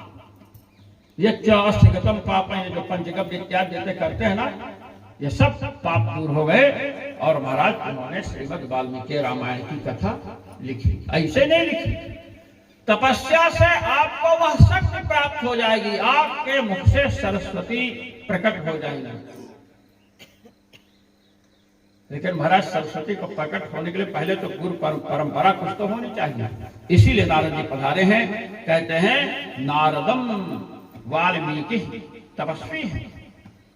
अब महाराज तपो वेदा, वेद को भी तप कहा गया है, तो तपस्वी है। यहाँ पर जो असमाया मेधा से जो विनि से विनि प्रत्यय हुआ है, वो अधिक के अर्थ में है। एक पैसा उसको धनी तो नहीं कहते हैं, करोड़ क्या लोग कहते हैं करोड़पति तो अरबपति, केवल धन होने से उसको धनी नहीं कहते हैं। ऐसे केवल छोटी थोड़ी तपस्या तपस्वी कहते नहीं, ये विन इत्यादि प्रत्यय मधुवर्धक प्रत्यय है। घूम निंदा प्रशंसा सुनित्य योगे दिशायने संसर्गे अस्ति विवक्षायाम भवन्ति मतवादयः। तपस्वी जो वी दिख रहा है आपको, विन प्रत्यय का है, ये प्रचुर तप है, बहुत अधिक तप है महाराज, इसलिए तपस्वी कहते हैं। थोड़े से आजकल लोग थोड़ा तप के कह रहे बड़े तपस्वी नहीं, बहुत बड़े तपश्चर्या करने वाले से तपस्वी कहा। और महाराज तप वेद को कहते हैं। महाराज देवर्षि नारद जब सनकादिकों के समीप गए तो महाराज वहां पर छांदोग्य उपनिषद की चर्चा है। हे भगवान, मैं मंत्रविद हूं, आत्मविद नहीं। ऋग्वेद पढ़ा, यजुर्वेद, सामवेद पढ़ा, नक्षत्र विद्या, भूत विद्या, सर्व विद्या, धनुर्विद्या, जितनी विद्या है सबका परिगणन कर दिया, मैं आत्मविद नहीं। तपस्वी हैं, वेदार्थ जानते हैं, किंतु क्या कर रहे हैं? अपने ये नैत्या अनुसंधान है। यदि हमें किसी किन्हीं भी गुरुजन के चरणों से कोई वस्तु प्राप्त करनी है तो महाराज नैत्या अनुसंधान, अपने को उनके चरणों में समर्पण की भावना रखो, समर्पण करो तब प्राप्त होगा। वैसे बड़ी बुद्धि है आपकी, आप प्राप्त भी कर लिए, कल्पना कीजिए, सेवा नहीं किए, आप में भाव भी नहीं है तो समय पर काम नहीं देगा। जैसे कर्ण को उसका अस्त्र विद्या बोले ना, ब्रह्मास्त्र या सब बोले, तो ये है। इसलिए गुरु चरणों में श्रद्धा होनी चाहिए महाराज। तो यहाँ तपस्वी संपूर्ण वेद इत्यादि को जानते हैं, फिर भी परि का अर्थ जो है पूजन भी होता है। हम नमस्कार करते हैं विश्वकोश को, परि का अर्थ पूजन भी होता है। परिपप्रच्छ माने पूजनम कृत्वा अर्घ्यपाद्यादि पूजनम अर्घ्यपाद्यादि पूजनम कृत्वा, अर्घ्यपाद्यादि जो भी हैं उनको करके पूजन किए हैं, उसके बाद प्रश्न किए हैं। तो महाराज ये पूछे मुनि पुंगो तो बड़े उन्हें हम इसको प्रणाम करते हैं इस श्लोक को। अब महाराज प्रश्न कर रहे हैं, कोन्वस्मिन् साम्प्रतं लोके गुणवान् कश्च वीर्यवान् धर्मज्ञश्च कृतज्ञश्च सत्यवाक्यो दृढ़व्रतः। ये पूछा महाराज, कोन्वस्मिन् साम्प्रतं लोके, अस्मिन् लोके, इस लोक में, जिस ये भूलोक में, ये प्रश्न कर रहे हैं। को अस्मिन् कहा, अस्मिन् लोके साम्प्रतम, इस लोक में, जिस लोक में आप हम विद्यमान हैं, इस लोक में साम्प्रतम अधुना इस समय को गुणवान, कौन गुण वाला है। संसार में निर्गुण वस्तु कोई है ही नहीं। मैं आपको बताऊं, नैयायिकों ने महाराज कहा उत्पन्नम द्रव्यम क्षणम अगुणम निष्क्रियम चतुष्टयम्। जब द्रव्य घट उत्पन्न हुआ ना, तो जब घट उत्पन्न होगा तो प्रथम क्षण में वो निर्गुण रहता है, उसमें कोई गुण नहीं रहता। क्यों? क्योंकि जो घट में रूप है, रूप जैसे काला घड़ा है, पीला घड़ा है, तो पीली मिट्टी से बनेगा, तो जब उत्पन्न होगा तो निर्गुण रहेगा, क्योंकि पीले रूप के प्रति घट को समवायी कारण मानते हैं। अब कारण तो पहले होना चाहिए, अब व्यवहित पूर्व में हो, पहले क्षण में कारण हो, बाद में कार्य हो, तो अगर उसी समय रूप उत्पन्न हो गया तो कार्य कारण भाव नहीं बन सकता है। इसलिए महाराज कहा उत्पन्नम द्रव्यम क्षणम अगुणम निष्क्रियम चतुष्टयम्। तो नैयायिक भी उत्पत्ति काल में ही निर्गुण मानते हैं, कार्य कारण भाव को सामंजस्य बनाने के लिए। तो संसार में कोई निर्गुण वस्तु है ही नहीं, सब क्या है, सगुण है, गुण तो है ही नहीं। तो महाराज गुणवान, यहां भी मतु प्रत्यय है, मतु प्रत्यय भूम अधिक अर्थ में यह प्रश्न कि सबसे अधिक गुण वाला कौन है। ये सबसे अधिक गुण, सभी में कोई ना कोई गुण तो रहेगा। कोई किसी ने पूछा आप क्या जानते हो, रसोई बना जानते, कह नहीं, कहे दाल में नमक डालना जानते हैं। हम नमक डाल दें तो कभी नमक अधिक हो ही नहीं सकता, कम भी नहीं हो सकता। अब लीजिए गुण है। तो महाराज अब गुण किसे कहते हैं? भगवत गुण दर्पण एक ग्रंथ है। भगवत गुण दर्पण में महाराज भगवान के गुणों की ही चर्चा है। सब गुण, दया, करुणा, कृपा, वात्सल्य, सौशल्य, क्या कहते हैं गुण। गुण का अर्थ है गुण्यते अनुसंधीयते इति गुणः, जिसका अनुसंधान किया जाए। भगवान में महाराज करुणा है, भगवान करुणा सागर है, लेकिन आप और हम कष्ट में पड़ते हैं तो काहे नहीं करुणा दिखाए, कष्ट दूर कर देते, बताइए, नहीं करते हैं ना। भगवान दया सिंधु है, दया के सागर हैं, आप पर हम पर दया नहीं कर रहे हैं।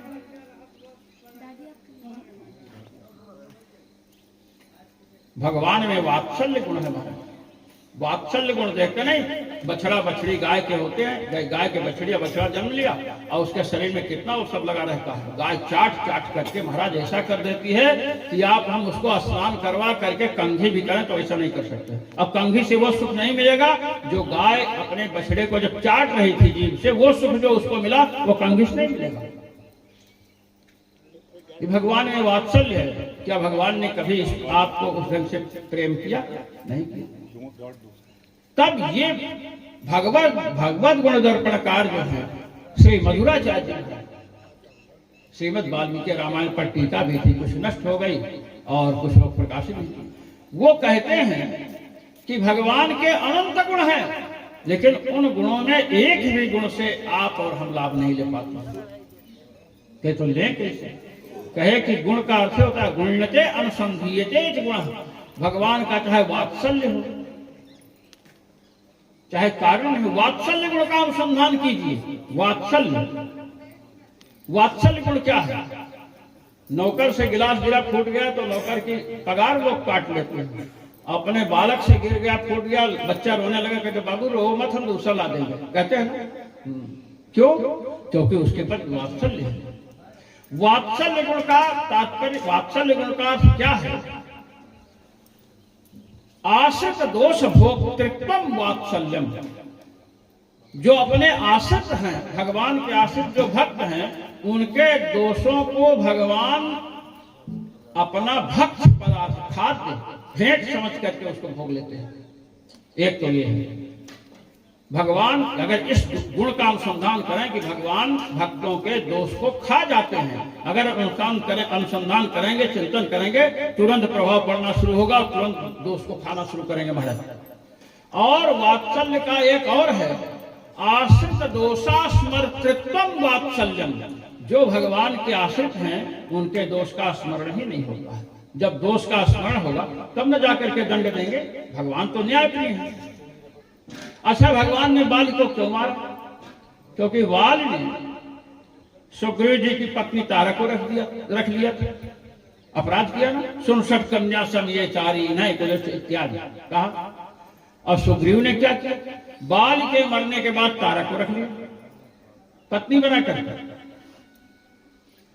जही अघ बधो व्याध जिमि बाली स्वई सुकंठ पुनि कीन कुचाली। वही कुचाल उसी कुमार पर सुकंठ सुग्रीव भी गए।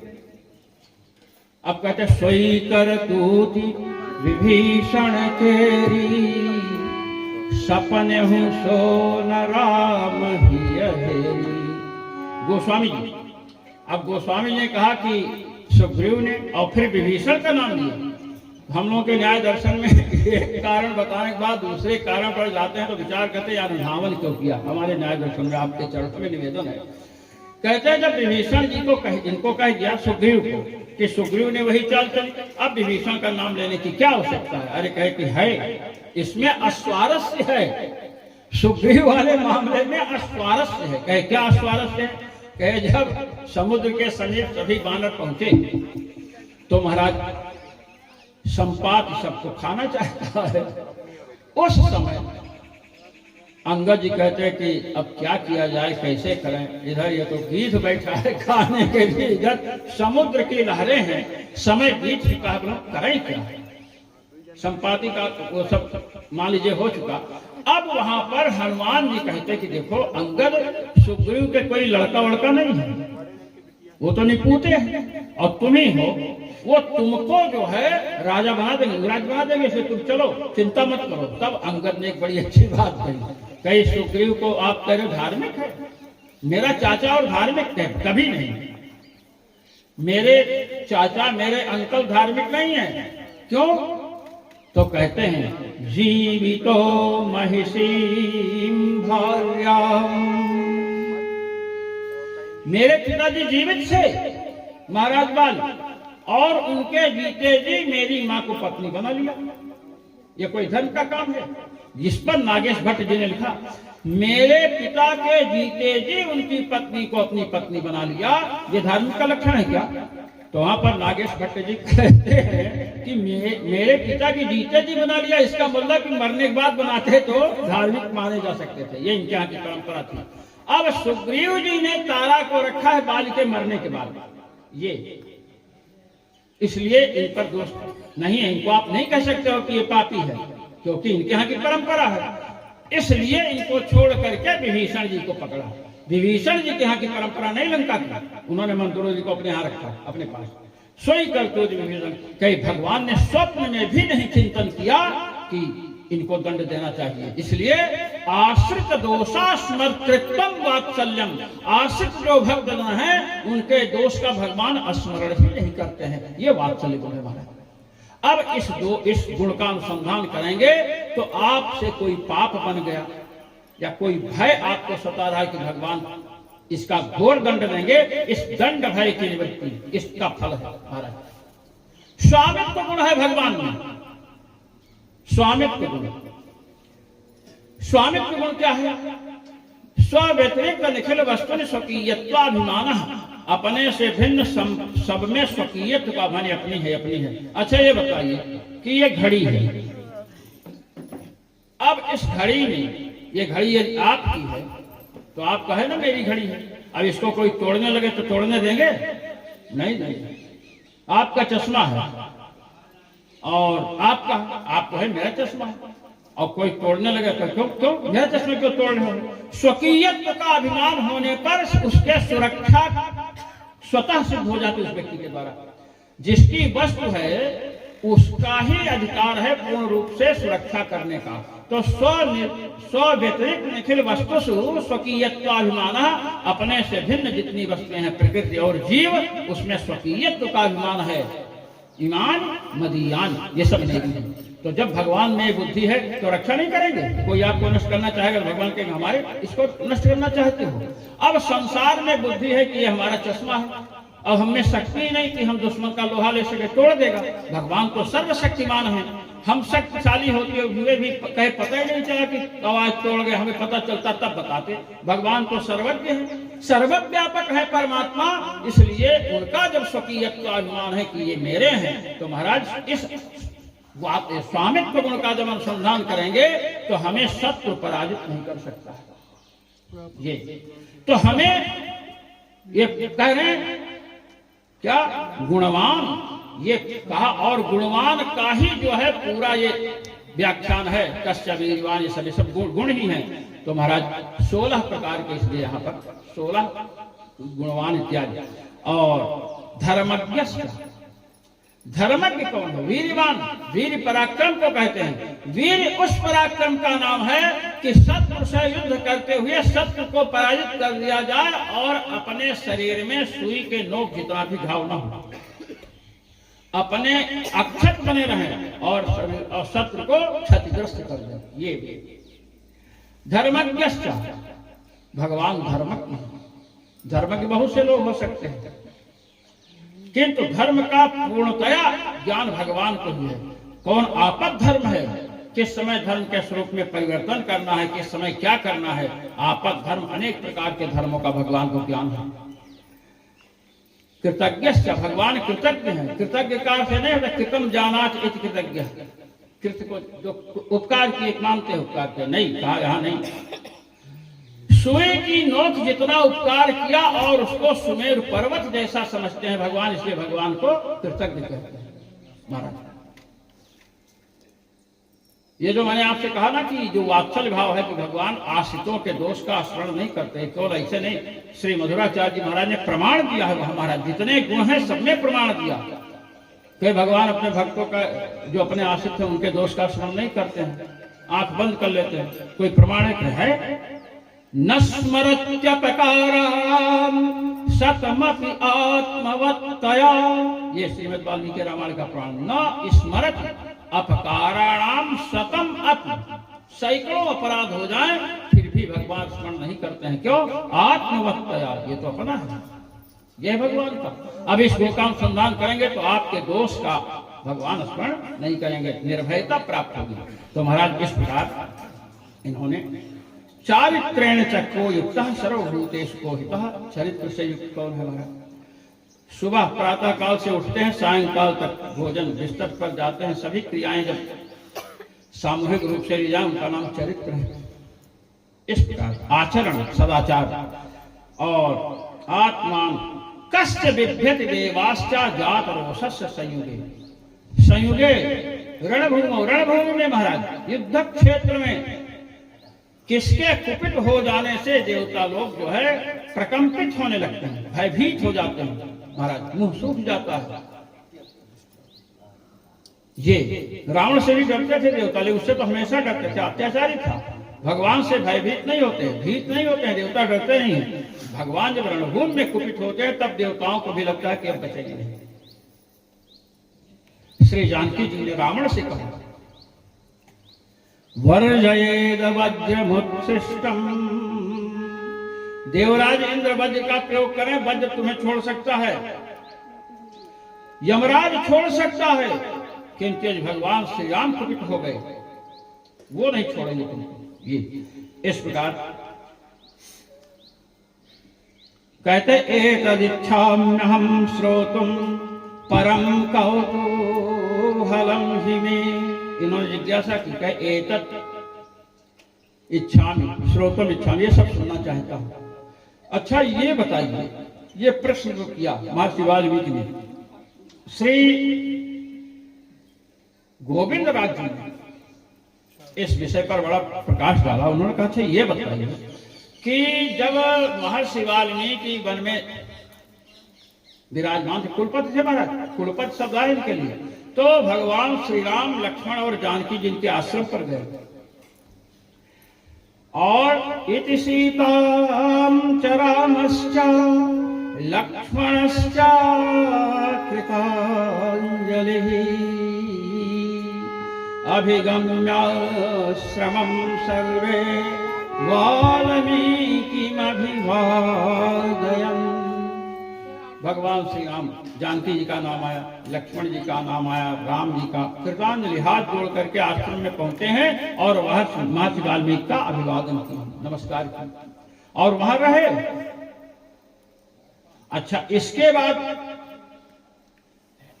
ये तो महर्षि के आश्रम में गए तो उनके विषय में एक गुण जाने नहीं हो, जो पास में रहता है, एक दिन रहता, लोग कुछ परिचित हो जाते हैं। महाराज सबसे बड़ी बात, रामो रामो राम इति प्रजा नाम अभवन कथा।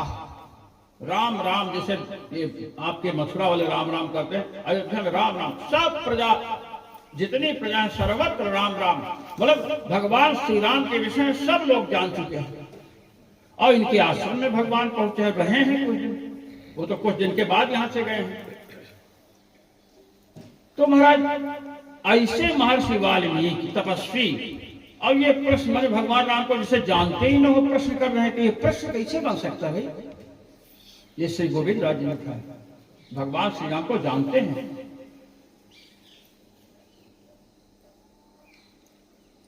और उत्तरकांड में तपसा लब्ध